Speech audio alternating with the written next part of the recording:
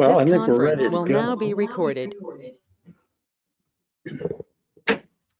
Good evening, and I'd like to call I'm here in place of Mayor Cease Coons, who may check in later, but she's got a medical issue that she is getting resolved this evening. So you'll have to endure me, which will be a load, but that's okay. So I'm calling to order the Monmouth City Council meeting of November 2nd, 2021. Phyllis, can you call the roll, please? Councillor Belt. Here. Mayor Pro Tem Carey. Here. Councillor Lopez. Here. Councillor McKeel. Here. Councillor Oberst. Yeah. Councillor Salinas Oliveros. Here. And Mayor Coons is excused. All right, very well. Thank you, Phyllis, for that. And for the flag salute tonight, former Mayor John Oberst, would you be so kind to lead us? Would be happy to. I pledge Pledge allegiance to the flag of the United States of America and to the republic for which it stands, one nation under God, indivisible, with liberty and justice for all. Thank you, John. That now brings us to the consent calendar, which is routine business that we're all familiar with, I believe. You've had that distributed to you. Is there any discussion on the consent calendar or any corrections that might need to be discussed? I would move approval of the consent calendar for tonight. I'll second. All right, we have a motion and by Councilor Oberst and a second by Councilor Lopez. All in favor, please signify by saying aye. Aye. Aye. Aye. All right, that passes. Okay. It's now time for public comment. Section of the meeting that is reserved for public comment.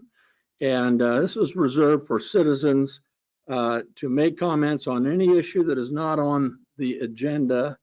And in the interest of time and everything else, we would like to limit these presentations to 3 minutes. So seeing no one in the room that appears to be here for that topic, Phyllis, have you had anyone provide any information or talk to you relative to a public comment?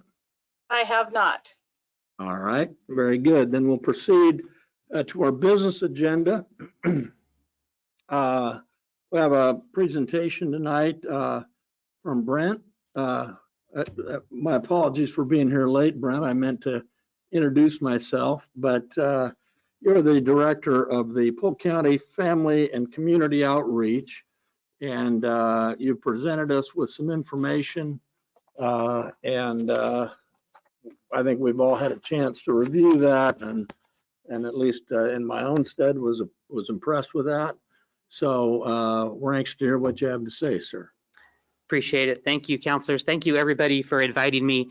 One of the things that'll be important is to tell me how much time I have. 20 minutes. Yeah, so 20 minutes allocated. Somebody keep track of that, because normally I can spend 20 minutes on every single piece of paper and topic that I gave you.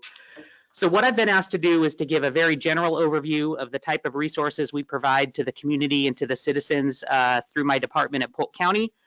I'm going to do that in a very whirlwind fashion, because I want to leave some time for the counselors to ask specific questions about maybe a resource or an issue that they would like to hear a little bit about today, or to give you more information at another time. Does that sound agreeable to you all? Yes. So for the people that are on the screen, we sent you an email. My staff kind of just made one giant awful PDF that please do not print. I gave you all packets here that you can pick up later. And we could also provide all of these materials to you in as much quantity as you need. So again, I'm going to go quickly over the resources that we have available at the county. Every resource that I'm about to tell you about is available in both English and Spanish and is available all throughout Polk County, and some of them are available in Yamhill County too. The first thing I want to highlight is every year we come out with a community resource guide, and we intentionally do that for the entire valley because a lot of times the services are available in Salem. They're not available in other places, even though they serve the Tri-County area. So we include all of the resources in Yamhill, Marion, and Polk. English always comes out first, and my staff will have the translation done this week, and then this entire booklet is also available in Spanish. We make this resource guide available to any agency or organization, as many copies as you want. It's also up on our website. What we ask is that you don't give these away to families. These are about $3 a piece to print. It's for your staff and for council members to say, hey, I know where that resource is. Write that one down or snap a picture with your phone or direct folks to where they can get it. I just don't have a budget to print 10,000 of these, so they're kind of like gold. So again, this resource guide is going to tell you pretty much every piece of paper that I have to hand out is in this guide. Just the papers I have are more specific. And if you guys need to interrupt at any time to ask a question, just jump right in. I want to tell you that for the last 10 years, we have run an organization through my department called Mid-Valley Parenting. It is evidence-based parent education in English and Spanish for both Yamhill and Polk County. This is ways that we can work with parents to help them be better parents, to get them trained up on how to take care of their kids. That's often a daunting task. We probably have 9 different curriculums. It's 100% free. We provide childcare at every class. We provide a meal at every class. So if you have any questions about anything related to parent education, we're doing this all over Monmouth Independence, and we have, like I said, for the last 10 years. The website talks about where all the classes are and how to get involved. Are people referred to this? Or Anybody can go. In fact, the funders who give us the money, we target what we call the universal parent, everybody here. This is not something for low income. This is not something for people involved in child welfare. Our funders, our primary funder is the Oregon Community Foundation. Parent education's for everybody. And I got to tell you, as a dad of 3 kids in their 20s, I wish there was something back in 1995 that told me what the heck I should be doing. So our goal is for everybody to have parent education. Another kind of overarching service that we provide is suicide prevention. We run the Suicide Prevention Coalition for the entire valley. There's probably 5 or 6 different curriculums, something as basic as anything that city councilors want to take for a couple of hours. It's called QPR, question, persuade, refer. It's just a basic suicide prevention training that we do for free for anybody 14 and up, all the way to training that we do for more for folks that are dealing with more intense situations. There's a 2-day training called Assist. We do that one for mental health counselors, police officers, therapists, people who might really be dealing with at-risk populations. But almost all of those trainings are free. All of the information is on the Mid-Valley Suicide Prevention website. The materials include how to get to that information. 3 years ago, Polk County started our Veteran Service Office. We have 2 full-time veteran service officers. So anybody who has served in the military or families that have served in the military or anything related to veterans, have them call our office. We've got the best staff in the state. In those 3 years, we have brought millions and millions of dollars into Polk County in retroactive benefits and new benefits, connecting people who deserve it the most with VA benefits. We also run the Gales Lodge is a veteran shelter in Dallas. It is for men who are veterans who are going through a hard time. They can stay with us for up to a year for free. And then we help connect them to housing, employment, and other social services. That's located in Dallas, but it's open to anybody in Polk County who's a veteran. But it is a program you got to qualify for. You can't just show up at the door and have a bed for the night. We have some criteria before you get in. Do you articulate with the Western Oregon University Director of Veterans Affairs? Absolutely, very closely. Yeah, good. Thank you. In fact, anything that you're hearing from us tonight that you're thinking, I wonder if they connect with Western Oregon, we do. Every single thing we do. All right, I'm going to keep going. I think if you hear me say anything tonight and you ignore the rest, this is the part to listen to. Are you ready? We have a resource center. It happens to be located in Dallas, and I know that's always been a bit of a bone of contention for Monmouth Independence, but I do want to tell you over 55% of the people we serve are from Monmouth Independence, and 95% of everything we do can be done over the phone, and then my staff will come anywhere in Polk County to do that last 5%. So we're trying to eliminate any barriers with transportation coming to Dallas. We can do just about everything over the phone. COVID hasn't been fun, but the one thing that it taught us is how to do work differently and how to get things done without having to be in person. And we've kind of perfected our intake and our process for helping people navigate. The resource center on this flyer, you can see there are so many things you can get there, from just basic needs. We're a full-fledged food bank. We're open more hours than all of the food banks in Polk County combined. Basic household items, you know, we've done probably $1.6 million in rental assistance in the last 15 months just to help people. We help with deposits. We help get your car fixed if you need to go to a job. Just the list of things we don't help with is actually smaller. So if you're ever stuck and you don't know how to help somebody, have them call us or come visit us at the resource center. That is the best way. I have staff there that will help them navigate, whether it's housing, whether it's how to get their birth certificate, helping get their Oregon ID so they can get a job. We have a bunch of funding sources at the resource center, and I've got great staff who are bilingual, bicultural, who can just help. I'm going to take a drink of water.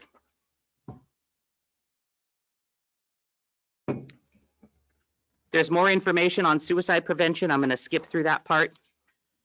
If you have not heard of Polk County's service integration model, we're in our 27th year of having a team of social service people that meet in every community in Polk County, including Monmouth Independence. They have a pot of flexible funds that team gets to decide how to spend every single month. The team leverages over $300,000 a year in goods and services. All of the information about service integration and how and where we meet. We actually, when we meet in person, we meet at Monmouth Christian Center. There's usually at the central team, which is Monmouth and Independence, there's over 50 people in attendance every month. But right now you can attend virtually. It's just a great way to connect and to get problems solved. And just about anybody involved in social service, the faith community, county government, law enforcement, private citizens, they're going to be at that meeting helping out families and just really making an impact. I'm talking about school-based mental health now. There's not very many counties in Oregon that have full-time staff in just about every school in the county providing resource connection and mental health services. Central School District is one of our top partners. We have 5, 6, 7 staff in Central School District, at least one full-time person in every building. There's information here about who they are and where they're located. And then on the back side is just a little bit about our program and what we provide. I could talk all night long about what we're seeing this school year with just the needs of kids coming back to school after so much social isolation. So our staff have been busier than ever. If you know families that have kids in schools that are struggling, just reach out to my staff, connect with them. They'll connect with those kiddos and help them find the resources and get the help that they need. How much time do I have, Marty? Got plenty of time. Good. We're fine. Okay, we're doing good. I want to leave time for questions. You're talking about important things, so I don't want you to feel a time crunch. We've got to. Go over, you go over. You say that now, and then in 30 minutes, you're going to say, Brent, that's enough. And exactly right. Okay. I want you guys to know for the second year in a row, our department is going to do a holiday assistance, a program for the entire county.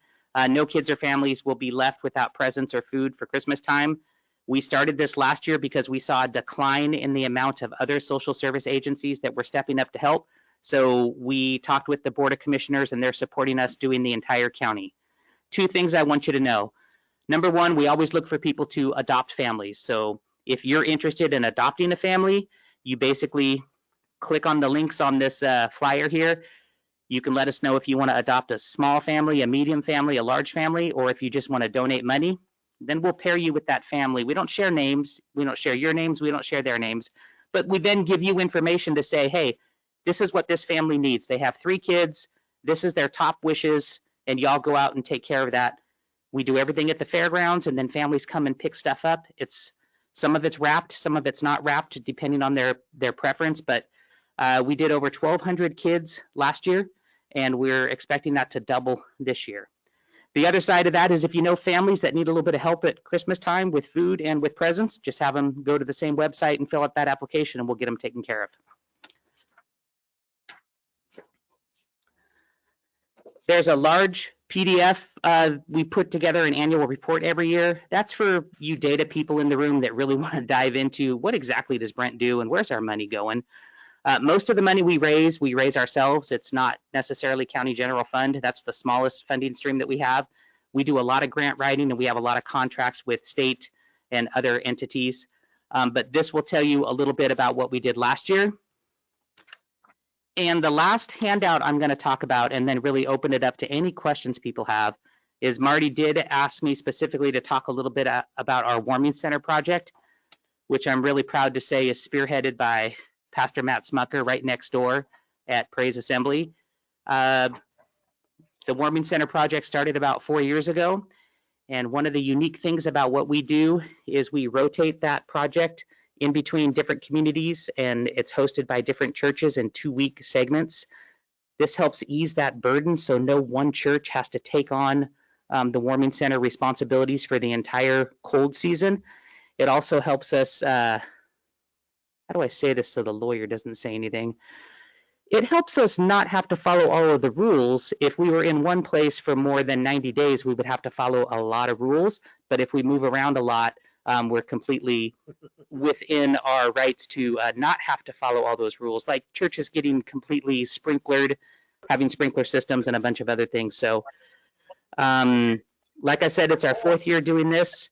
We receive $50,000 a year. We probably have maybe 9 or 10 churches in rotation that take turns. And oftentimes we're able to open up in 2 or 3 communities at once if the weather is really bad. We have volunteer drivers who pick people up and take them to warming centers and then take them back to wherever they need to go the next day.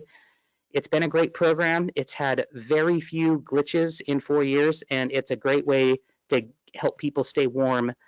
We also don't open up just when it's freezing cold. We've actually been open the last 3 weekends because it's been kind of rainy. And as long as we have the funding to do that, we'll open up every single time that the weather's bad.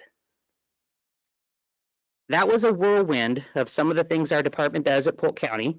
I'm going to take a breath and see if any of y'all on the screen or anybody in the room has a specific question or a resource that they're looking for.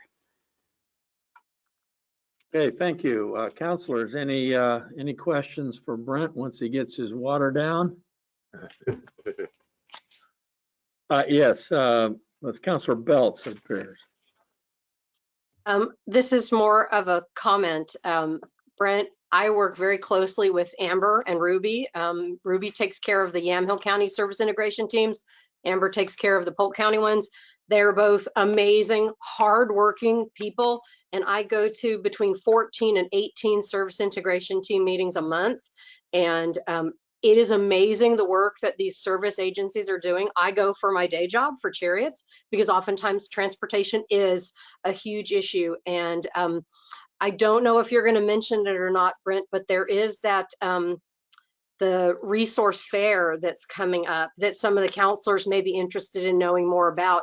If you can give them some information about that, because that is, I got to present at one, but there's so much information there in a real short time. So that might be helpful for some of the other counselors. And thank you for what you do, Mr. DeMo. Appreciate it. Wow, that was nice. Thank you. And I'll pass the kudos on to staff too, because that's where it belongs. What the counselor was mentioning is on Thursday, October 18th, and this is something I can also get to Marty to send to you guys. A lot of people don't know about what social services are available throughout the county, not just what my department provides, but what everybody provides. So at least 2 times a year, we hold a day-long training that the best way I can describe it is it's speed dating for social service.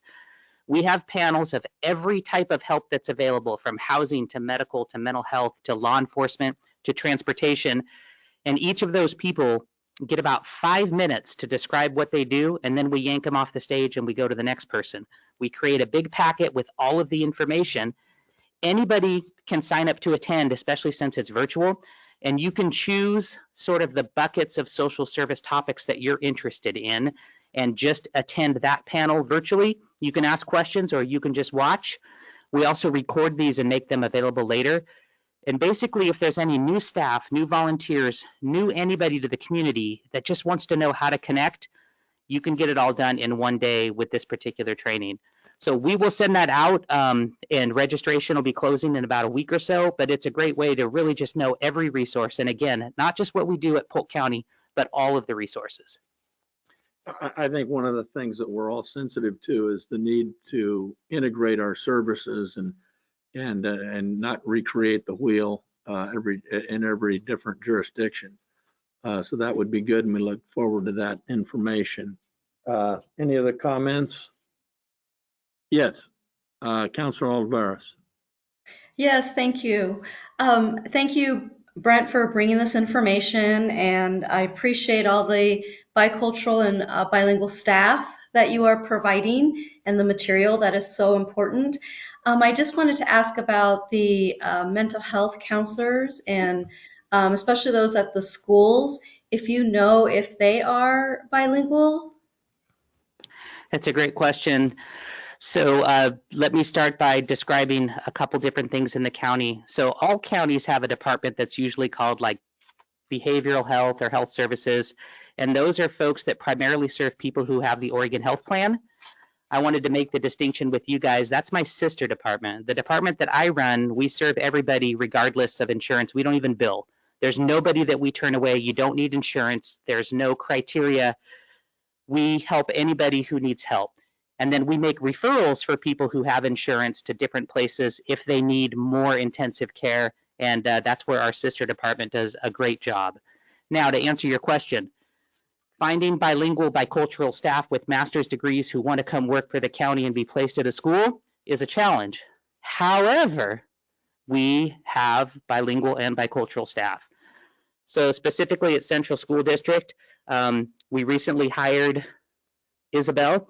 She's bilingual, bicultural. She even has kids in the district. She worked for Lynn County Behavioral Health for a long time. She just started 3 weeks ago, and she gets to float between all 5 school buildings. She's not assigned to any one building. She goes where the need is. Now, obviously, she's bilingual, so she is going to work a lot with our Latinx population, but she's not restricted to that, but that's really where she shines. We also have a full-time bilingual, bicultural school-based mental health associate at the bachelor's level. Right now, she is at MES, I believe. Don't quote me on that, but she's at one of the elementary schools, either MES or IES. She's filling in for somebody who's on maternity break, and then she'll actually be returning to Dallas School District, and that's where she is assigned. We always prefer to hire bilingual, bicultural, but anybody who's trying to hire, you know what that job market's like right now. It's hard to find anybody, but that is always our preference. Great. No, thank you very much for that. I'm just thinking of, you were saying you write a lot of grants, and I'm thinking, well, grant opportunities for partnerships. I know Chemeketa and Western have an agreement for bilingual teachers program, and to come in, and they start Chemeketa and they go to Western. It'd be awesome if the county could do something, either with Western or a community college that's focusing on that bilingual, bicultural piece for mental health. Just trying to think of those gaps. It's something that we're thinking about at the college level is how do we fill those gaps? How do we fill that need of qualified individuals to serve our communities? So, but I really thank you for keeping that in the forefront and keeping that in mind so that you do reach everyone in our community. So I appreciate your work on that. Thank you, Brent.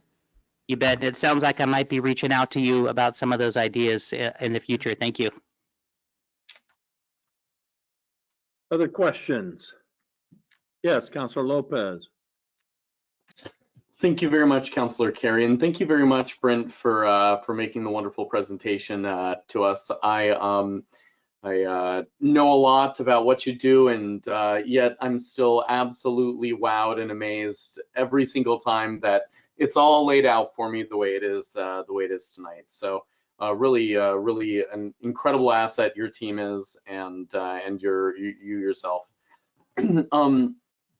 I was listening to something actually just this morning on NPR about rising rates of evictions across the country with subsidies starting to run out, and have been putting a little bit of thought about that, and was wondering what you're seeing in our county, and what we have going on to try to answer that.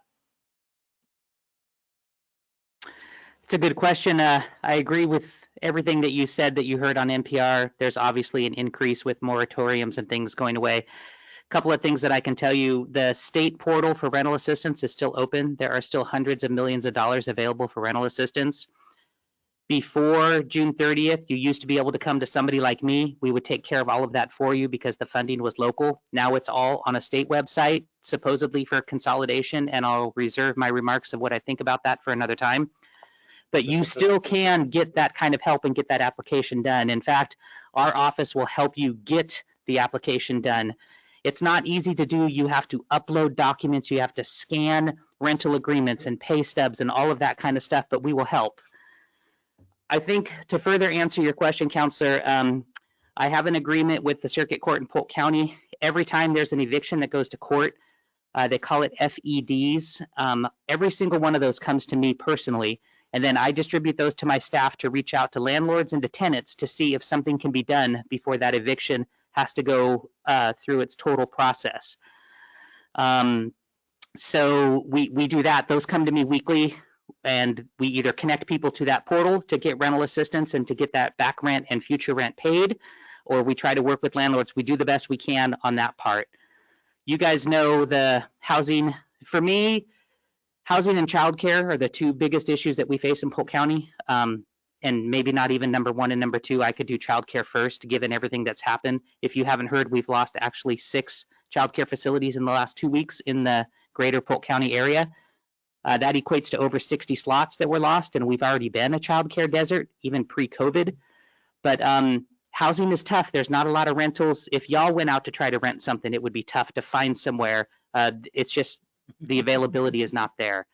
So we're looking at those things, Chris, and there's not a silver bullet until there's just a lot more affordable housing built, more apartments, more duplexes, that kind of thing.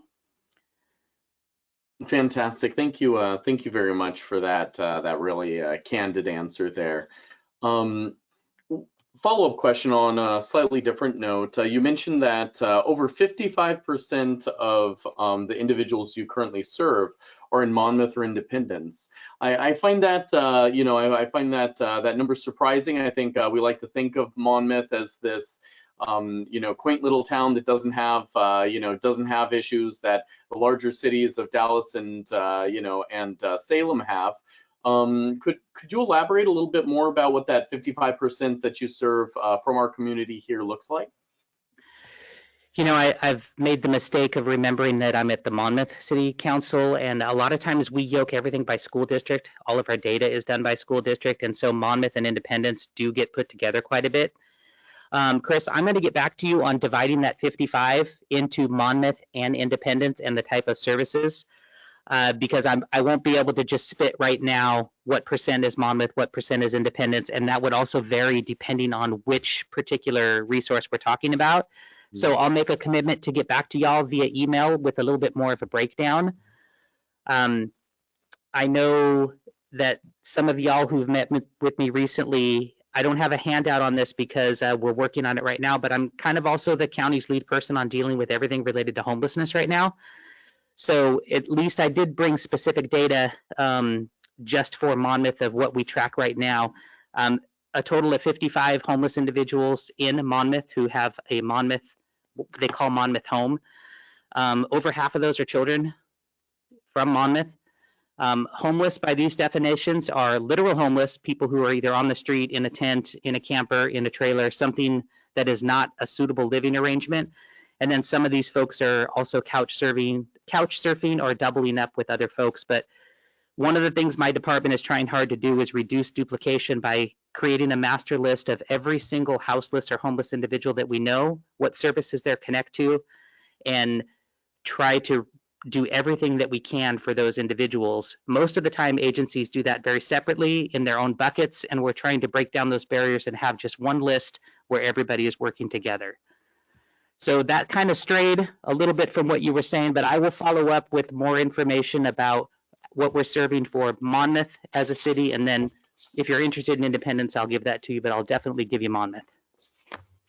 Yeah, I really actually appreciate that you're lumping in Monmouth and Independence together. We share so many services, fire district, school district, our police support each other regularly. We have crossovers in terms of like you mentioned, daycares, food, etc. And so I guess I'm just looking for, you don't have to disaggregate that information. I guess I'm just looking for, we say 2 cities, 1 community, looking for what our community's dealing with those issues. I was still absolutely surprised to hear that over 55% comes from right here. Part of that, if I may just address that quickly, we're talking about data from the last 12 months also. So the majority of folks that we help with rental assistance were from the Monmouth Independence area without a doubt. So like I said, you can do a lot with numbers. We can look at historical pre-COVID, during COVID, post-COVID, and we can look at it by resource. So when we talk about what the Resource Center has done in everything that the Resource Center does, 55% of the folks that we served were from either from Monmouth or Independence. Additional questions? Councilor McHale.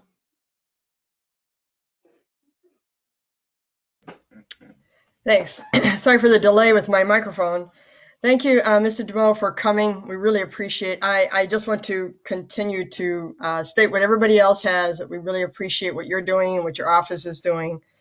I just have, if you wouldn't mind, please, repeating the number of houseless, homeless kids in Monmouth Independence area, because I think that went pretty quickly, and that's, it's in a small town. It was a really high number, I thought. It's a high number in a big town, but.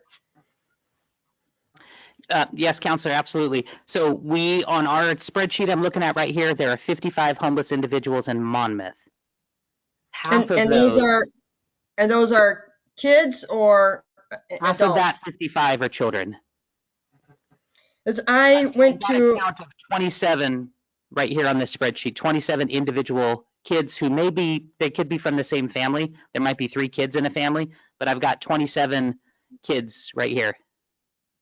Yeah, I went to a government, and maybe I'm crossing data, I don't know.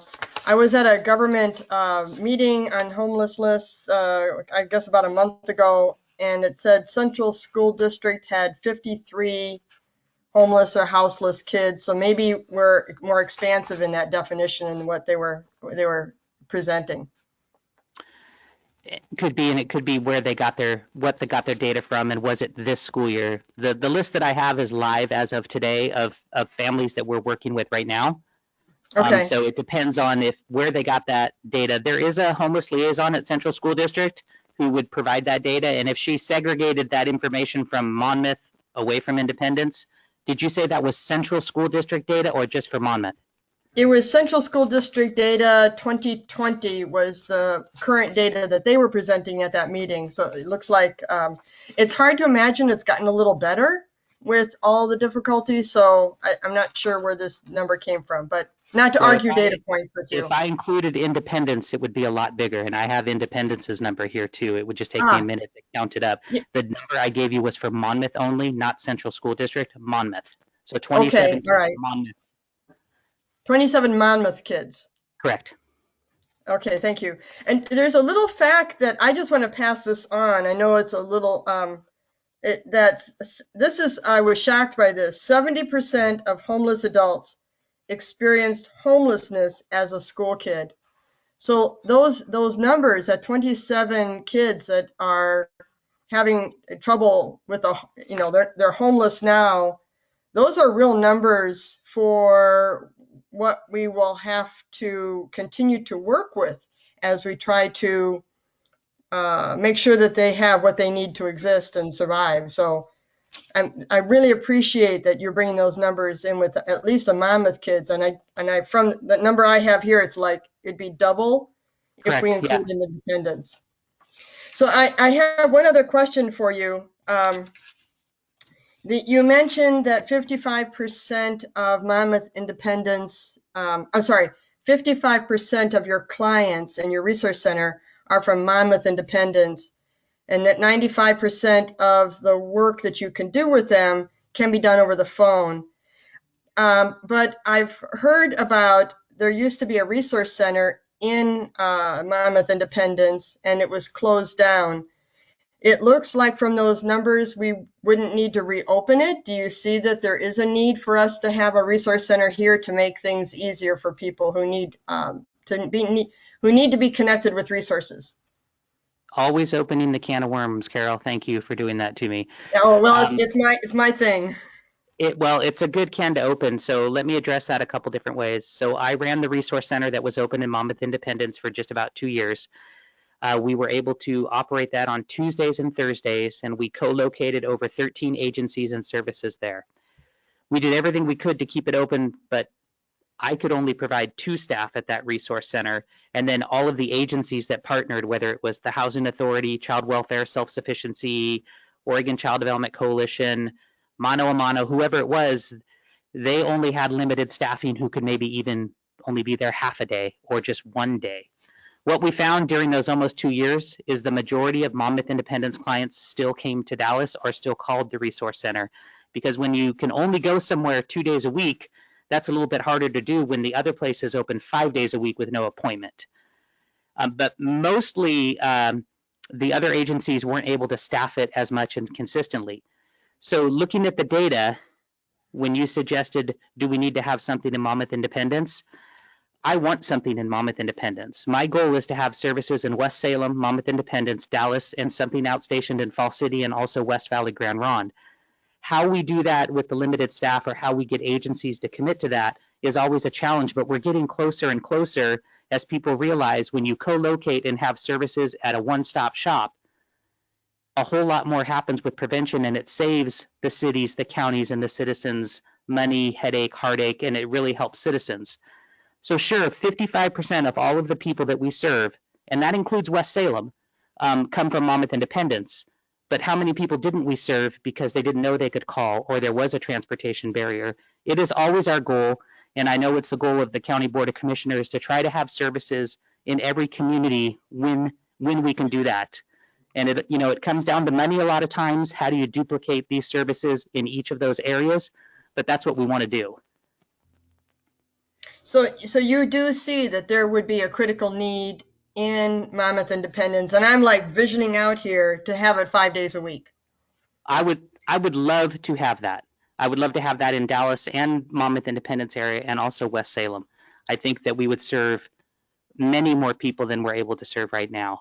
How we can get there or how we do that together through a partnership in the future, I'm open to those conversations, absolutely. Thank you very much. That ends my can of worms. No problem, appreciate it. Through no fault of his own, Brent has crossed over the 30-minute mark, but we have 2 more counselors that have questions. So I'm good. One more counselor that has questions. Counselor Bell said you have a comment that you wanted to make or a question? What I was going back to was what I think Counselor Lopez was asking, and please correct me if I'm wrong. I think what he was asking about was not so much that in terms of serving 55% of the people you've served are in Monmouth and Independence, but what are those services? Not for the individual people, but what is it? Because again, since I go to SIT meetings, I know kind of all the services you provide, but I think there's a lot of services that are one of. It's just a one call that this individual makes, but we just want to make sure as counselors that we know what is it our community needs, and maybe there are things we could provide locally, maybe not a whole service center as you have, but so that's what I think you were asking. Is that correct, Counselor Lopez? What are the services? Yes, absolutely correct. What are the services and, you know, a little bit about who the families and individuals are that we're serving demographically? I will err on the side of giving you guys more information than you want, and you can decide which of it is useful. That's kind of how we roll. So, and also, if you didn't peruse that annual report, it does have some data that's broke down in there, but I'll do a better job. My closing, if I may, Yes. is just to let you guys know, number one, Commissioner Jeremy Gordon is putting together a task force for prevention of homelessness that is specific to Polk County. We are going to be looking for key people from each of the municipalities and areas of the county to have some immediate and direct relief. And if you know me, I don't go to meetings just to go to meetings. If we're going to do something, we're going to do it, and we're going to do it right away. And that's going to be the nature of that task force, is to really start addressing what's been happening in Polk County. The answer can't be to send all of the folks that are at risk from Monmouth, Independence, and Dallas to Salem. Salem doesn't have any room anymore. They haven't had room for 25 years. We got to serve people here. That's what that task force is going to do. And because we can't just have one task force, Commissioner Craig Pope is also putting together a task force to address childcare in Polk County, which is a crisis right now. So we will be looking for individuals who have passion around that, so we can increase the amount of childcare, quality childcare, and the amount of slots that we have. And the county is going to invest in both of those things at some level. Okay, well, thank you very much, Brent. It was a long and productive session, I believe, and thank you for being on task with all that you provided for us there. So You guys can have me back anytime. You bet, and we probably will. Okay, the next item on the agenda is to meet with our historic commission. So I would invite, apparently, Suzanne. And I see we have two members here as well. And so we're anxious to hear what you have going on.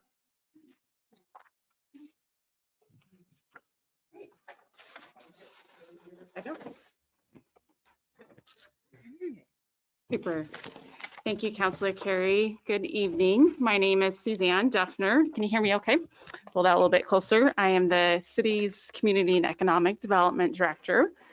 And I am super excited tonight to introduce the Historic Commission to you. It's one of the city's boards and commissions that has been very active over the last year, despite the continuing challenges of the pandemic. And so I just wanted to, before I turn the time over to the chair, I wanted to introduce everybody that's on the Historic Commission. So I am the staff liaison. We have our chair, Nita Wilson, who is joining us virtually. Our vice chair is James Mannion, who is also joining us virtually. And then here in the room tonight, we have Commissioners Bob Edgar to my left and Commissioners George Jeffrey that is also in the room. So the folks that I don't see on, I might have missed them, but we also have Lori Albert is a historic commissioner, and Beth Dykstra is also a historic commissioner, and then our fearless city council liaison who does an amazing job as well as Councilor Rebecca Salinas Oliveros. So thanks everybody. And I do need to have a couple of slides that I'll put up while you're talking. It just kind of illustrates some of the items that there was a report that was included in your packet that goes into more detail about all the fun activities. But I think Nita was going to share a few highlights. I'll turn the time over to her. Okay, thank you, Suzanne, and good evening. Hopefully, I was wondering how we were going to keep me straight. Can you hear me? Yes, we can. Oh, good. Okay. I hate to be talking and not having anyone hear me. Our accomplishments are really exciting.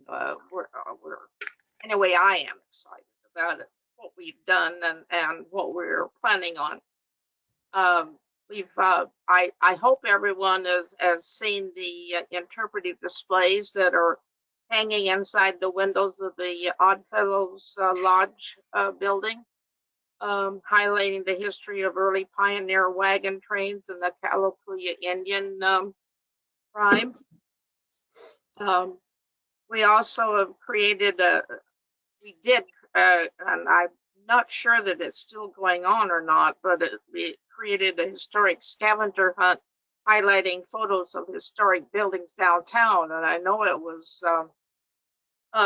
popular during the summer because I had several people comment about that. Our National Register, we're going to have another home, we hope, that will be on the National Register. That's the Buford Stanley House on the south end of Monmouth Avenue. We hired a historian to prepare a National Register application for the Buford Stanley home located, like I say, on Monmouth Avenue. Applications are currently under review with State Historic Preservation organization, and we're really excited about. Hopefully, we can get something accomplished because that would give us one more historic site. And we met with the Independence Heritage Museum director and discussed resources available through the Independence Heritage Museum and opportunities for partnership. Happy birthday. Oh, that's Mamir's. Okay, I haven't gotten that far yet. We worked with an intern to identify and catalog historic photographs that we and Western have. There's a local history graduate that's working on this cataloging. And Jim and I think George, didn't you attend the 130th birthday celebration of the Howell House? It, from what I hear, that was very interesting and informative. And we're also been working on and sharing historic information about Monmouth with the public. It doesn't seem like too many people are interested in history right now. We also completed a request for proposals for a historic mall, a mural, and we are really excited about doing something about that blank wall on Ross. Well, I don't know if it's going to be called Ross Market much longer, but anyway, that blank wall is such an invitation to do something with it. We're really excited about putting our history in living, more or less living color. We also sent out requests for proposals to local artists to install the historic mall, a mural. And how are we coming with that, Suzanne? Yeah, so we're trying to secure the funding for the mural. So we've submitted a grant most recently, to the Oregon Heritage. Yeah, we've always got to pay for something, don't we? Yeah, those little details, but you're right. We do at least have the artwork and artists secured, and then there's also coordinating with the property owner and Roths as well on an easement. So it's coming right along. It's to me, it's very exciting. And then for our future work, we are hoping to create an interpretive display celebrating the 60th anniversary of the Columbus Day storm, which really altered Western University a little bit. And we're, of course, trying to secure the funding for the historic mural. And then we haven't quite started yet, but we're going to be really getting into the May Historic Preservation Month activities. Excuse me. I get so excited that I can't. And then we're going to be updating our historic walking tour brochure. I think I actually think it's a work of art, but then it does have a little bit of touching up to be done. Jim, do you have anything to add? No, I think you pretty much covered it very well.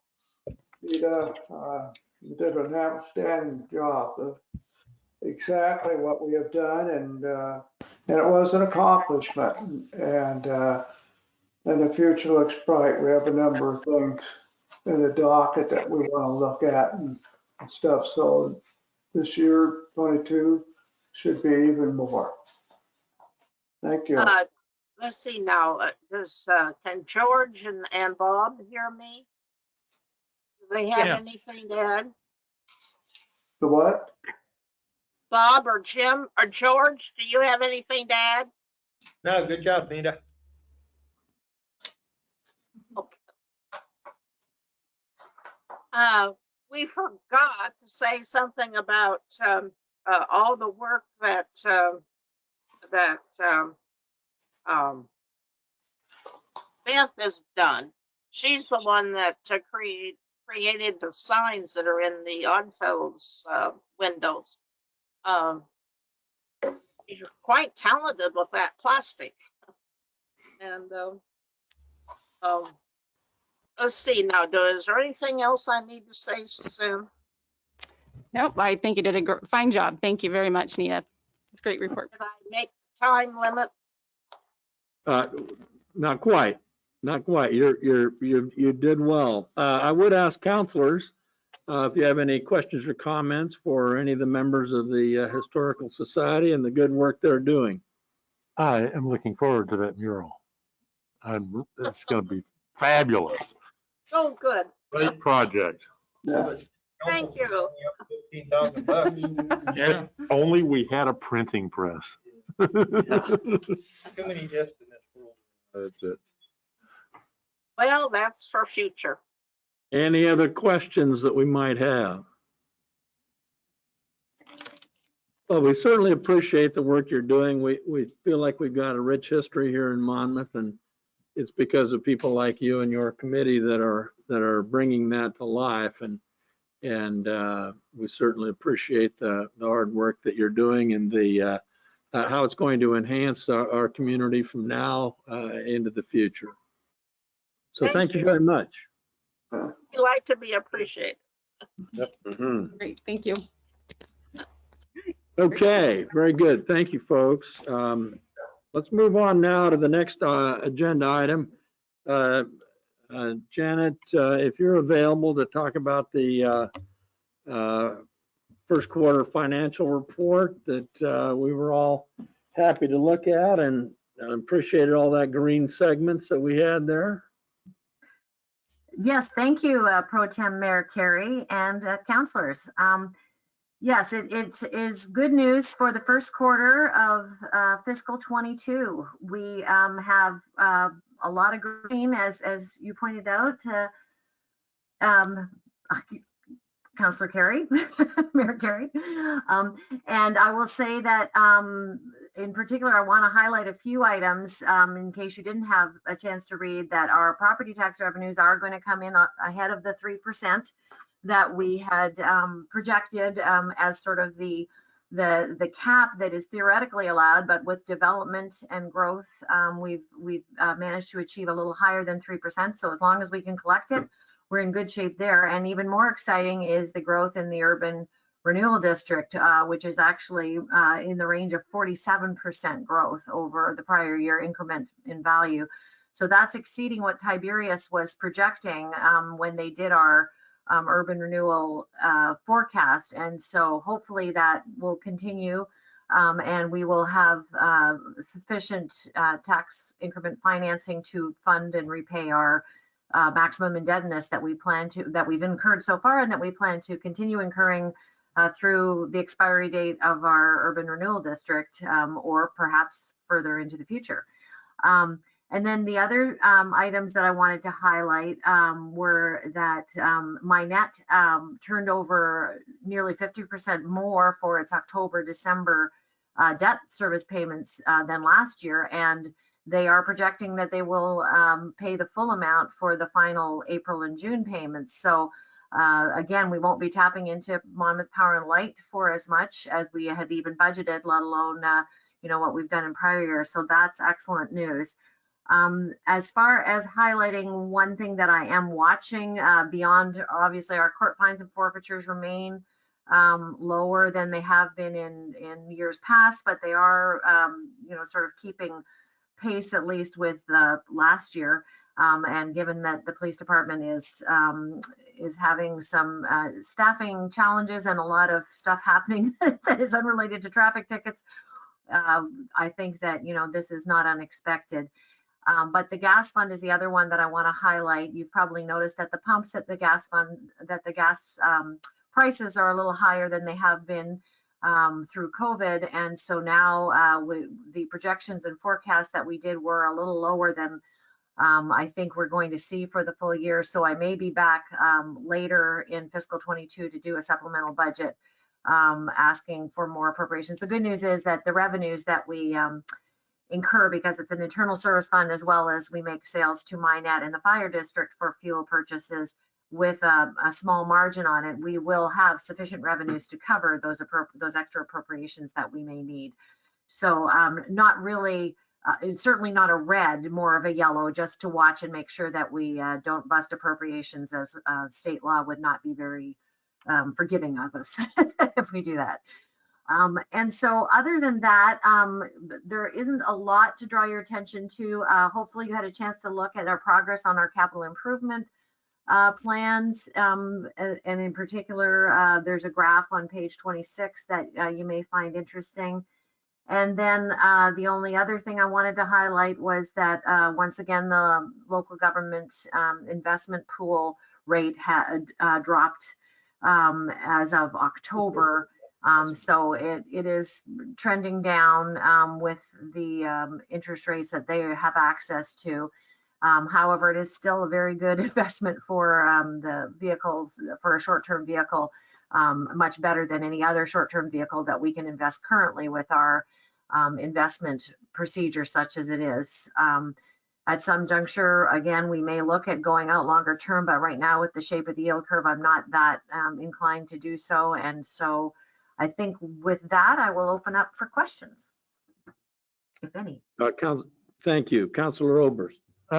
Janet, you said that Minette paid 50% more than last year, October, December payments. What percentage of the total payment did they make? I believe that's a great question. I believe it, let me just take a quick look here. I believe it was in the 80% range. That's what I thought I saw, but I wanted to hear it from the financial director's mouth, because you can read this stuff so much better than I can. Right. I think it was actually around 87%. It was a very substantial amount. Okay, thank you.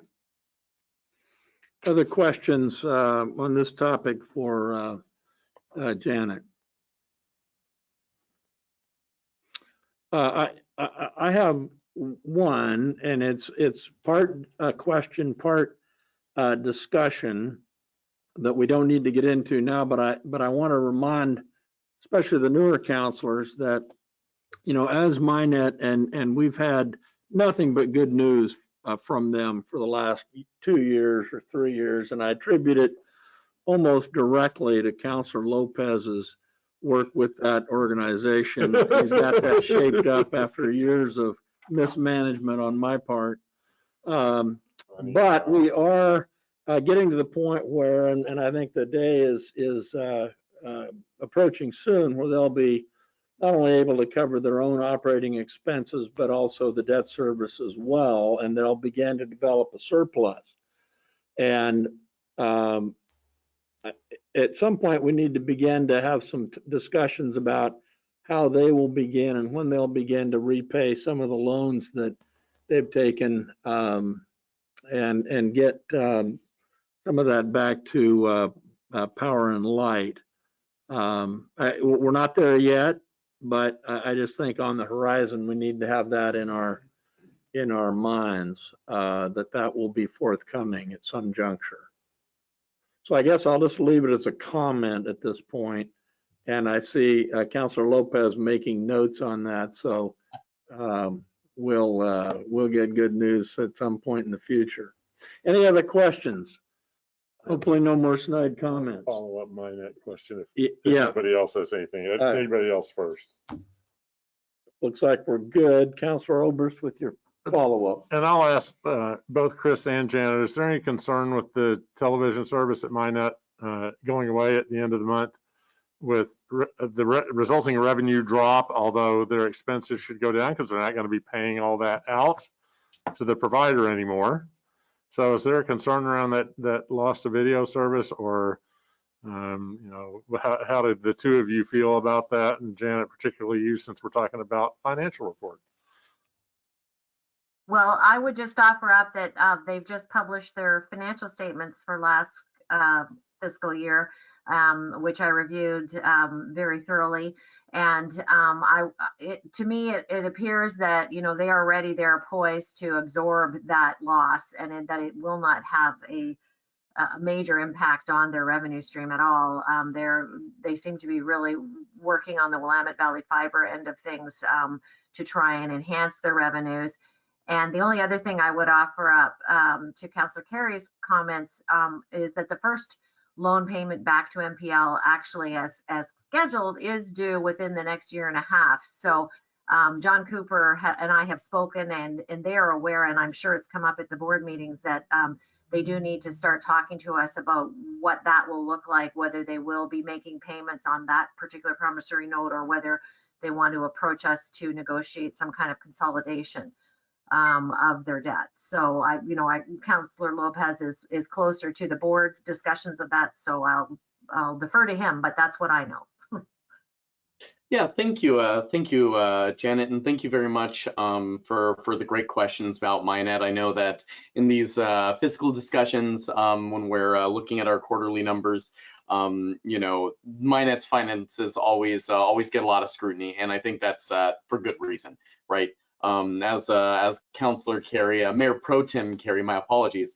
Councilor Carey just rolls off the tongue. I'm so used to it, but I'll break that for the next little bit. Pointed out, MyNet has not always had the most sterling financial record within our community.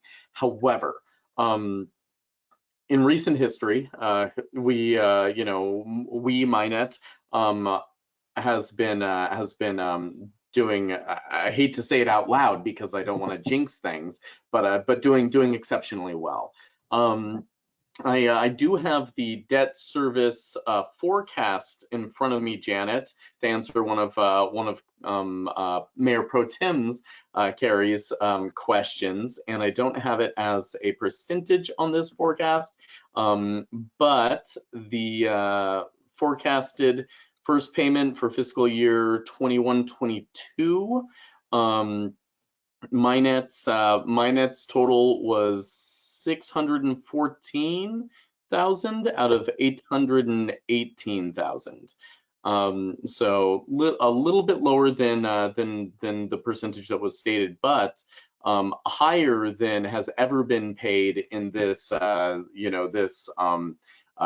first payment forecast in the past. So making huge waves for perspective. Last year in the payment first half of the year, MyNet paid 461,000. So taking huge chunks out of that, and as Ms. Chenard said, MyNet is scheduled to make the full amount of the second payment at the end of the fiscal year. I'll remind you all that the second payment is about $150,000 bigger than the first. So taking the bigger chunks out of bigger payments, which, ideally they'd take it all, but we're getting there, and we're getting there very quickly. To answer your question, Councilor Oberst, about the phasing out of Easy Video, this was a question that Councilor Carey, then Councilor Carey, now Mayor Pro Tem Carey, had at our last meeting. I did do some digging and took some notes, and I'll just deliver that information now instead of later in my report. But that it was a concern, right? Unfortunately, the reality of losing this service is that it was something that Easy Video was going away, and they still are going away. And there's not really a turnkey put in place alternative for it. As far as our concerns go, I have early data on that we really haven't lost many.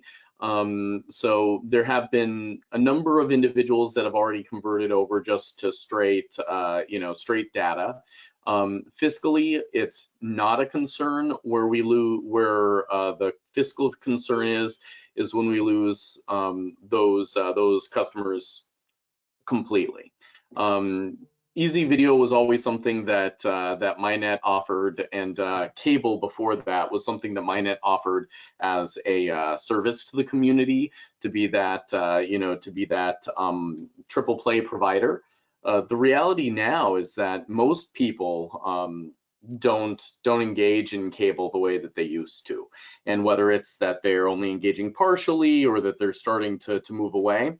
And the companies are moving away from that, as we've seen with Easy Video. If Easy Video was still around, we'd still offer it. So, the answer really is that, is it a concern? Yes. Has it panned out to be anything concerning from a fiscal level? No, and we don't anticipate it having a huge fiscal impact because it was never a real revenue driver to begin with. And we've not seen those that have just discontinued that Easy Video service thus far. Since we've announced this, we've not seen them generally leaving for data. They've kept the data because that's a good product, and it's something that really there's no comparison to locally. Nobody can match MyNet's internet service, that's for sure. All right, are there any other questions to Janet specific to the first quarter financial report? All right, good. We'll move on then and stay with you, Janet, for the discussion regarding public hearing regarding the GO bond transfer. So I'd like to, before we open the public hearing, just give a little bit of background on the public hearing, which is to say that I have noticed on the website and in the Polk itemizer, because of the 2 weeks notice that I needed to provide for a supplemental hearing through the Polk itemizer, I provided for that public hearing to occur. It turns out that we don't actually legally need a public hearing for the changes that I'm asking for in the supplemental budget. However, I didn't cancel the public hearing per se, because I'd still like to have that level of transparency with this budget action, because it is unusual. And there are going to be some other items that come out of this particular action that are related to the budget law that it surrounds it. So that's a little bit complicated, but essentially, you'll recall last year we had to do a loan, an interfund loan from the general fund to the general obligation bond fund in order to ensure that we did not have a negative fund balance at the end of the fiscal year. And that was because we under levied our taxes, and through a series of calculations that I have done over the last several years that didn't allow us to collect as much as we needed to. And so we ended up with a shortfall of around $4,000. And so now we want to repay that back, because again, state budget law requires that when you borrow for this purpose, for an operating purpose, that you repay within a year. And so we didn't know this at the time when we adopted the budget at the beginning of June, because we did the interfund loan as a mid-June resolution. And so now what I'm hoping to do through this public hearing is seek comment from the public, the idea of basically taking $4,000 from the fund balance that we expect to accumulate through our collection process and repay it to the general fund, which therefore the taxes are kept where they should be to pay for the services that they should be paying for, and the voter approved taxes are kept to pay for that debt. And so that is the background, and this action here seeks to, again, to appropriate as a debt service item as opposed to a interfund transfer item, which is the way it would have been done in the past, but which I now understand from Department of Revenue, it should be treated as debt service. So hopefully that's not unduly complicated, but with that, I would welcome you opening a public hearing for public comment, Pro Tem Mayor Carey, and then any questions from council after the public hearing would be welcome.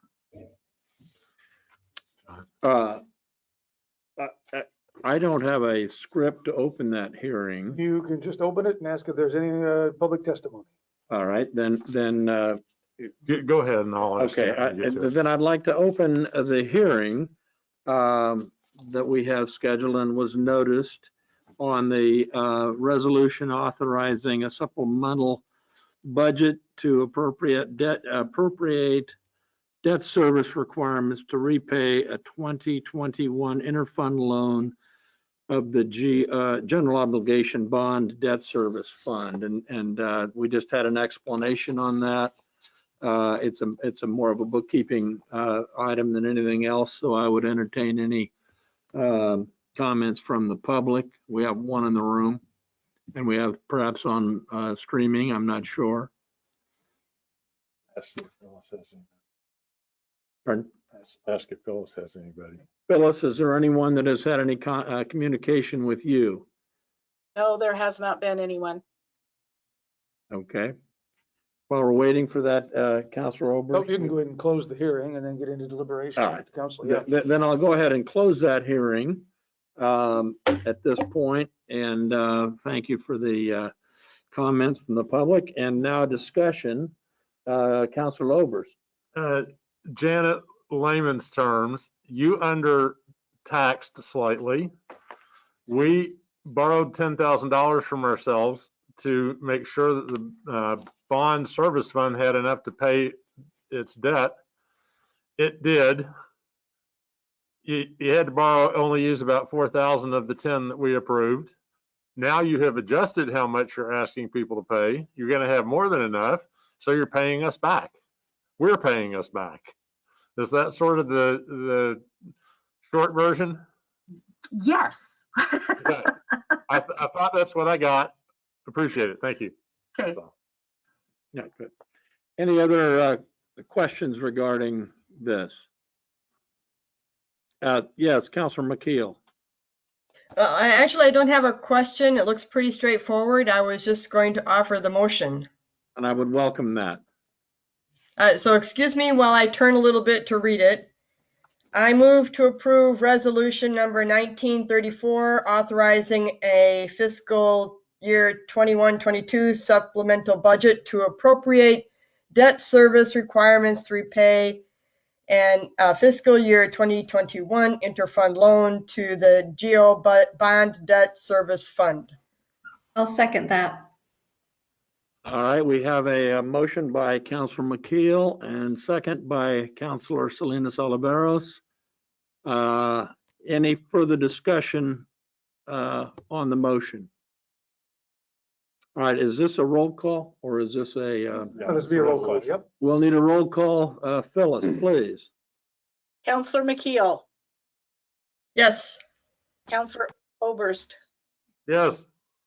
Councillor Salinas Oliveros, Aye. Councillor Lopez, Aye. Councillor Belts. Aye. Motion passes 5-0. Okay, very good. Thank you very much. All right, we'll move on then. Consideration of the first reading of an ordinance adopting comp plan amendment that we've talked about and we've had considerable discussion on. So we'll go to Suzanne Duffner for that. Yes, great. I will just have a brief little staff presentation since we have already had a public hearing with the City Council at your last meeting on October 19th. This is to conduct first reading of Ordinance 1402 to adopt a comprehensive plan, map amendment, and zone change. The request was made by Randy Myers of Brownstone Land, Inc., and that was to change the comprehensive plan map from public to low density residential again, with that concurrent zone change from public service to low density residential for approximately 8.6 acre property located north of the 800 block of Craven Street North, just north of General Woods and east of Highway 99. When the council closed the public hearing on it, it was approved. The ordinance is required to enact it or make it official. So you now have the ordinance attached to your staff memo, and it includes an exhibit with a legal description of the property and also a map showing the area of the proposed change. So happy to answer any questions you might have about it. Nothing has changed since we had the No, still the extensive same. discussion previously. Right, still the same area, still the same land use designations planned for low density residential. Okay. It is a first reading. We can certainly have some discussion on that, I believe, but no action will be taken. Is that the assumption, or will we? So, Yeah. Just, do they need to read it by You're nodding that no title? action will be taken? Do they need to read it by You can read it title? by title, yeah. Okay. And do I have it? It's the ordinance. So Oh, here we go. All right, yeah, I've got it up here. take a deep breath. It's a long title. Oh, wait a minute, I'm going the wrong direction. Might be faster just to read the ordinance. Oh, no, I should have done. Yeah. I'm going in the wrong direction. That's nothing new. All right. So this is an ordinance amending the Monmouth Comprehensive Plan map designation for a certain parcel of real property located north of the 800 block of Craven Street North, east of Pacific Highway 99, being an 8.6 acre portion of assessor map number 8419, tax lot 1206, from the public to low density residential, and amending the Monmouth zoning map designation for said parcel from public service to low density residential. Okay, with that, we've accomplished our first reading. Yep. And there'll be an order, Second reading next meeting, yeah. yeah, Right. second reading, I think on the 15th, I think I saw it was going to be, or whatever it is. 16th, I believe, Whatever the is next the one comes third out. Yeah, Tuesday. 16th. Yeah. Yeah, 16. Okay, very good. That piece is done. With that, and getting closer to being on time, City Hall update. Thank you, Mayor Pro Tem and Council. Good evening. I'm Marty Wine, City Manager. I have given you a couple of updates about our City Hall project, and I thought it would be a good idea just to check in and let you know what's happening with the plan project. You have a report in your packet that has a couple of elements that I just want to let you know about, and my purpose for the report is also to make sure if there's anybody watching in the community and they're curious about what's happening with the City Hall project, that we're getting regular information out there for the community. So we just wanted to give you a briefing tonight about where we are. We have a project that is substantially in design. We've been working with our architects. You all know FFA Architecture well. They've been with us for several years now. And with the City Hall project is at 80% design, and we'll be completing the construction documents here in mid-November. And those are the documents that will be going out to bid and asking a general contractor to provide qualifications first, and then a proposal to construct our new City Hall building, which is very exciting. And as you know, the building involves the demolition of our current City Hall and replacement of Volunteer Hall. So there will be some parts of that project that include demolition of the buildings, and then using that design in the bid that we get from our general contractor, constructing a new 15,000 square foot City Hall that includes the functions that are working there today, plus a new council and court chambers facility. So just this week, at the end of this week, we're planning to release the request for qualifications step. And that will lead us into being able to construct the building. My hope is that we'll be able to start early in the new year with demolition and construction, and to have our general contractor aboard sometime in early January. or end of 2021. At that point, we'll have a better schedule, a better understanding of how demolition and construction will proceed in terms of a schedule. My other reason for bringing you a report tonight is that at the 60% design phase, FFA Architecture and a cost estimator brought in the latest cost estimate that we have for the facility. And that's also attached to your packet. And what you'll see in the 60% construction drawings, construction documents summary, when you add together the estimated direct construction costs of the building, which are about $8 million, and then some of the soft costs that we expect to experience, we're still hovering around the $9 million amount that we promised to the community and that we plan and hope to bring in the building in once it's all constructed. One of the things a decision that I recently made that contributed to a cost increase would be a change in some of the energy sources for the building. We have a requirement under state law to meet the green energy technology requirements the state Department of Energy has. And so we made a choice to add solar panels, to add solar photovoltaic panels to the building. So we're going to be doing that, and by doing so, we'll meet the state requirements to have some green energy technology incorporated into the building.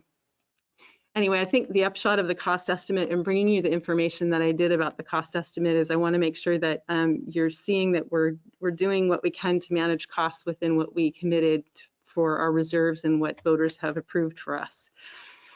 And I would take questions at any point if you have them, but there are just two other points that I wanted you to know about related to the project. And one is that we are working hard in the current building. The 13 staff who work in City Hall today have been furiously cleaning, packing, purging, planning to move, and we're going to be leaving City Hall, planning to move out of City Hall on November 29th, and we'll begin to be in our transition spaces at the end of the month.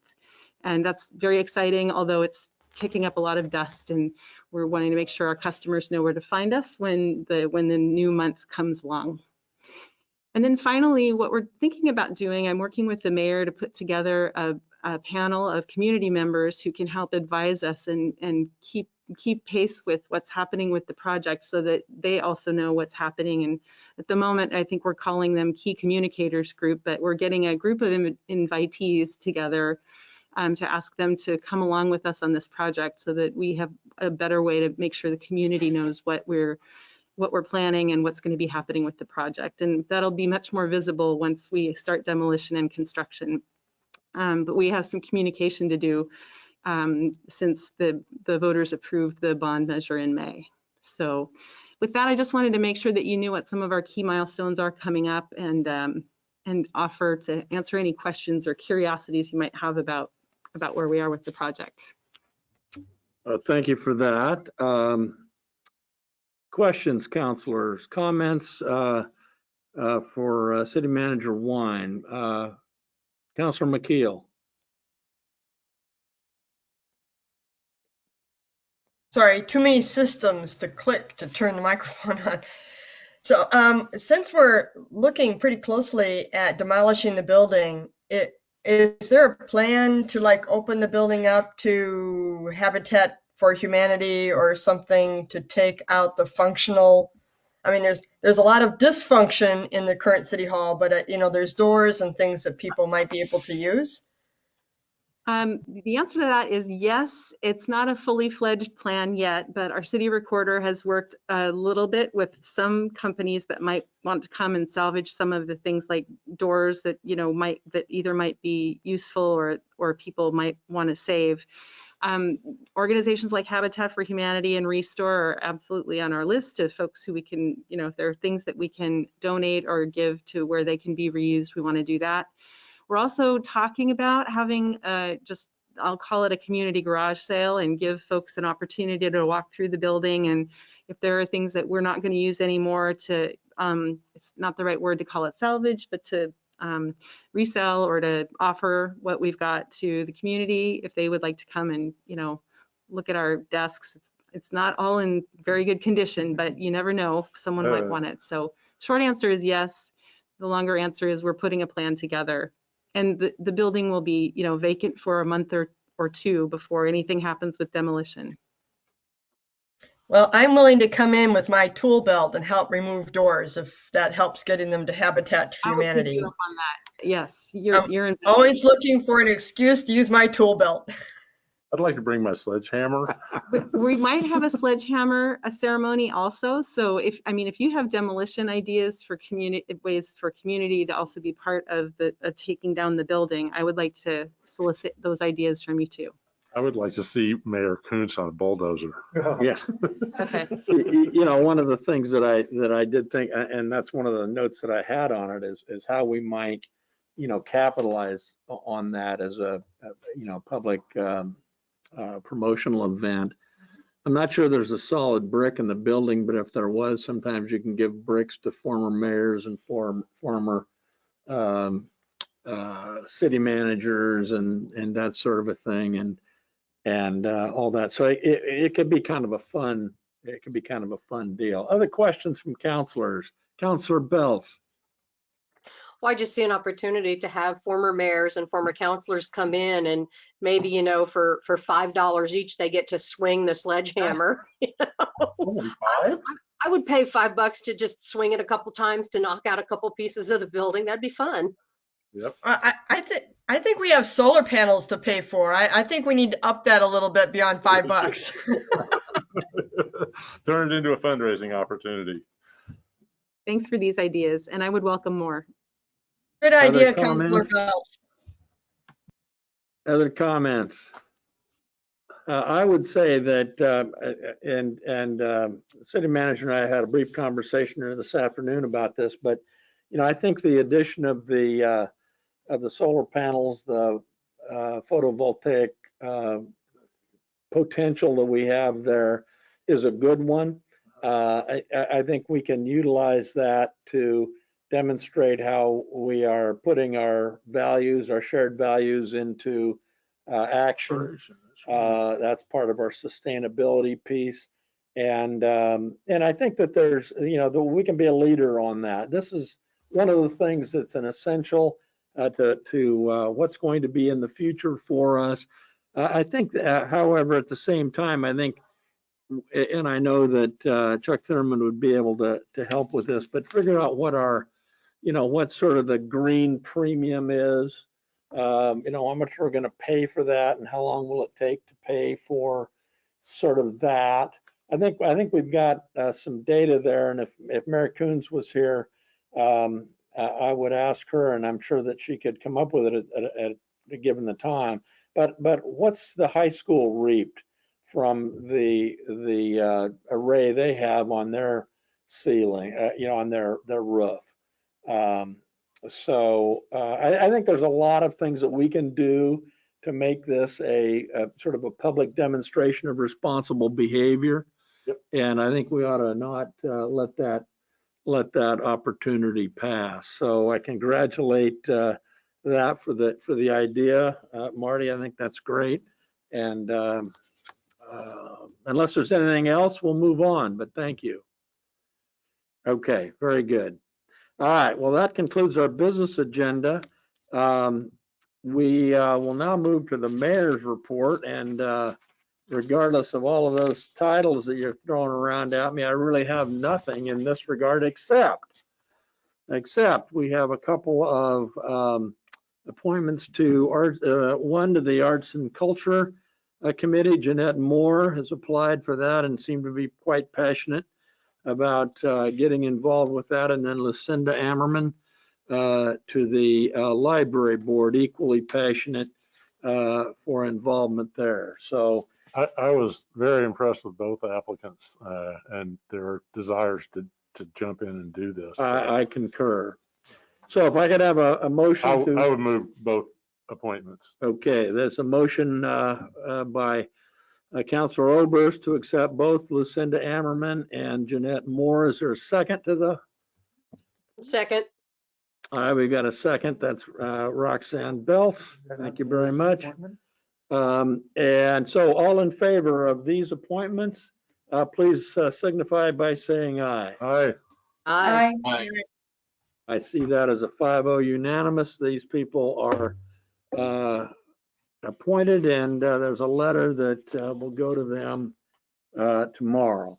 All right, at this point, reports from council representatives to boards and commissions. I'll go first because mine's very quick.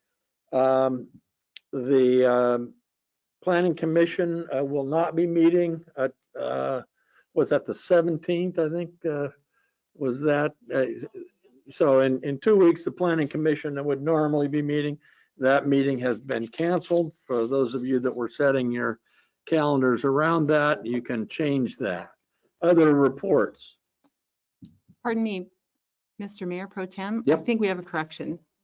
There is a meeting on the 17th of the Planning Commission, but the meeting for that would have happened tomorrow night. Oh, I'm sorry. Yeah, well, I didn't read my email correctly. So the meeting that would normally happen tomorrow is off. So reslot your calendars for that meeting on the 17th. There, we got it. Thank you very much. I was confused. I just didn't read my email correctly. All right, other boards and commissions that there's information. Councilor Lopez. Yes, thank you very much, Mayor Pro Tem Carey.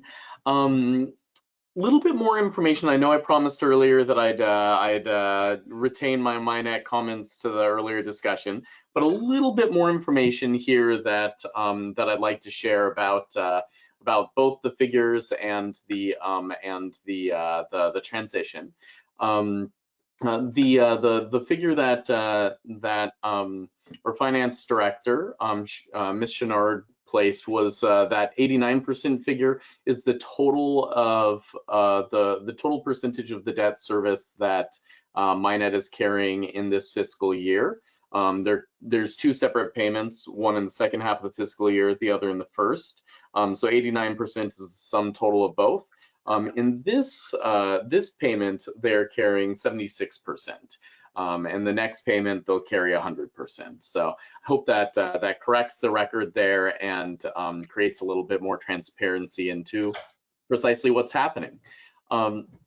Also, I'd like to address, goodness, what will people do now that Easy Video is gone? Right? We talked a little bit about the implications to, MINET as an organization, but MINET was founded to offer service to our community. And so what is the community going to do?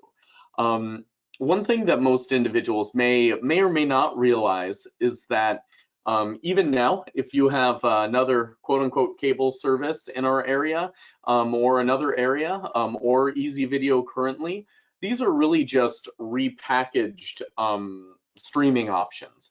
It's all converting to streaming and trying to make it look like cable so that people are, with something that they're comfortable with. But essentially, if you're using Easy Video right now or you're using a different service, you're already streaming. It's not really, even though we call it cable, it's still technically just a streaming service. So while we're not able to offer our own, our customer service representatives at MINET, who are all local, all individuals that live in our community and have a lot of these services in their own homes, we've built a toolkit for them to be able to help people in the community identify which streaming services are going to be best for them. Everyone engages differently in television and in our entertainment, and whereas for me and my family, based on what we watch, it might make more sense to go one direction than to another, right? And so please do reach out to MINET, to our customer support team there. They're fantastic. They're all local. They're all real people right here living in your community, and they're happy to help. And then I'd also like to pivot away from MINET for a moment and speak a little bit about the Arts and Culture Commission. So Arts and Culture had a special meeting this past week, and the one item on the agenda there in that special meeting, it was an opportunity presented to us that Suzanne Duffner brought to us, an opportunity to be able to work with Americans for the Arts and the Oregon Arts Commission in terms of our city joining and participating in an arts and economic prosperity survey and then data set coming back from participating in that survey. I won't bore you with the details here, but on a real high level, what this means is that as a commission and with some resident volunteerism here that we couldn't do it without, we're going to be able to participate in this really amazing survey, which will gauge the level of engagement with arts and culture within our community, a snapshot as it was. And they'll do all the data crunching, the Oregon Arts Commission, but we'll provide the connections and gather a lot of the data. What this means is that we'll have a better understanding moving forward of who the arts organizations are, who the consumers of art and culture in our community are, where those individuals are coming from, what their interests are, and most importantly to the economic side of it, what the economic benefit of all that is to our city and how better to leverage that and build upon that in the future. So really powerful groundwork that we're doing, and all the work will take place in the next calendar year. So please do look forward for more information to come about that. Thank you very much, Councilor Lopez. Any other reports? Seeing none. Councilor Roberts, you didn't have one. Let's move on then to the city manager's report. Thank you, Council. I have just three. Oh, it looks like Councilor McKeel may have a report. Oh, I'm sorry. I'm sorry, I couldn't get my microphone done. It's a little click problem I'm having tonight. I just wanted to give everybody a reminder about the tree planting that will be happening November 13th, 9 o'clock at Madrona Park.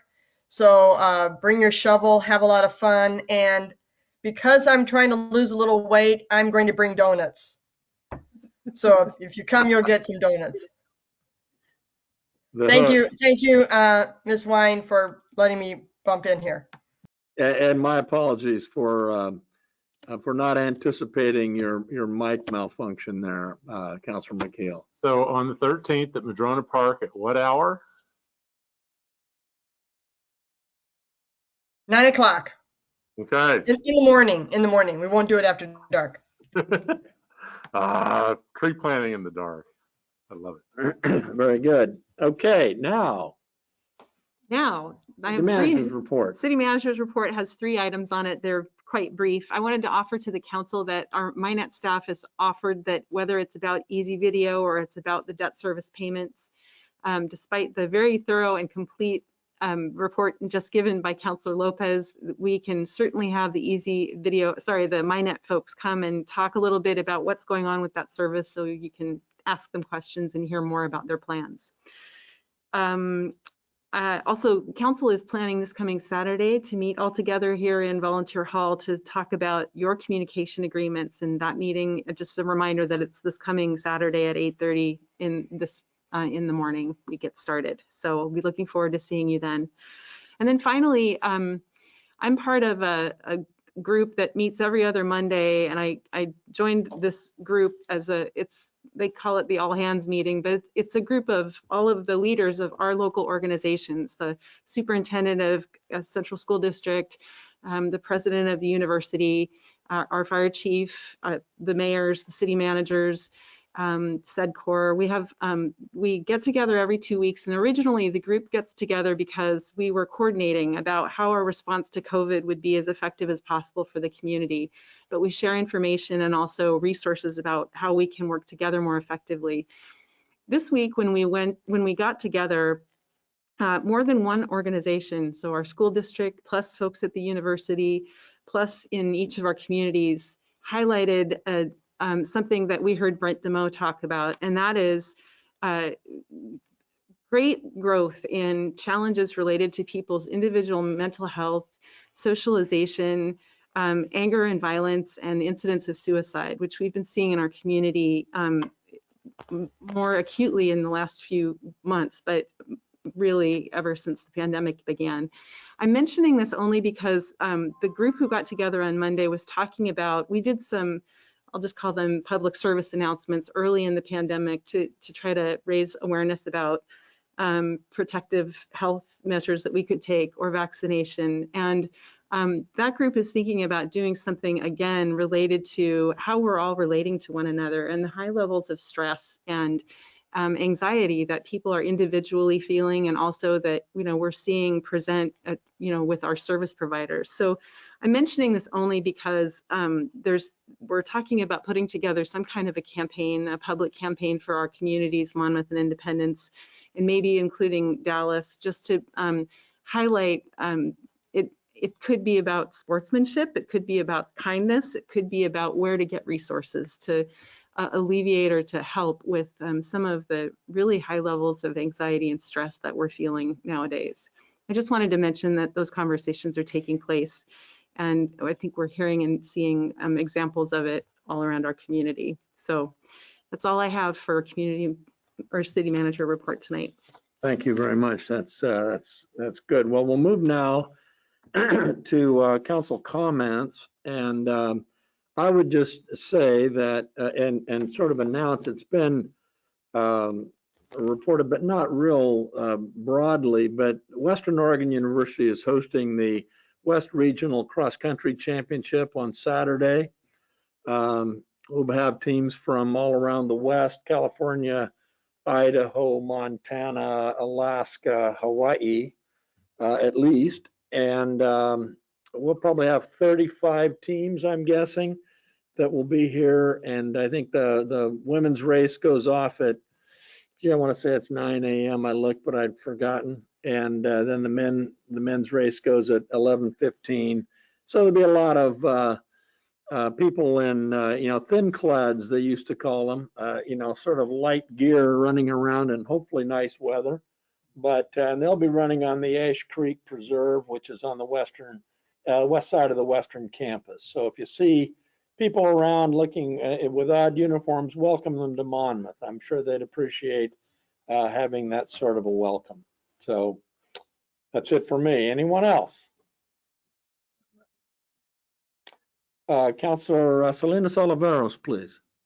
Yes, thank you. I just want to let everyone know today is officially Dia de los Muertos, the Day of the Dead. It is a very meaningful celebration in Latin America and in Mexico. And this is the time really to remember our loved ones that have passed and to do something special, whether it's light a candle, whether it's reading a story, sharing memories. And it reminds us that we really have not lost people in our life as long as we continue to remember them. So I encourage all of us to remember all of those that we have lost and remember the good memories and keep them alive. And lastly, I want to also remind you that November is Native American Alaskan Native Month, and I encourage all of us to reflect, to learn, maybe go and read the interpretive sign that's hung up there at the lodge there that if you haven't already, about Kalapuya Indians. Maybe it's reading articles. I know the Statesman Journal had articles about our Chemawa Indian School and the history of these boarding schools and learning about the different tribes that live in our area. So I just encourage us to continue to learn, to continue to be open, to appreciate each other, regardless of our differences. Thank you. Seeing no other comments on the screen or in the room, I would entertain any. So moved. We've got a motion for adjournment. All in favor, please signify by saying aye. Aye. Aye. It is unanimous. We are adjourned. Thank you.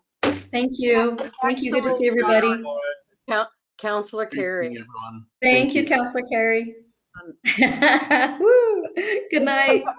Mr. Temporary Mayor. I'm a little Yeah. bit optimist. So. Or pro tempore. Yeah.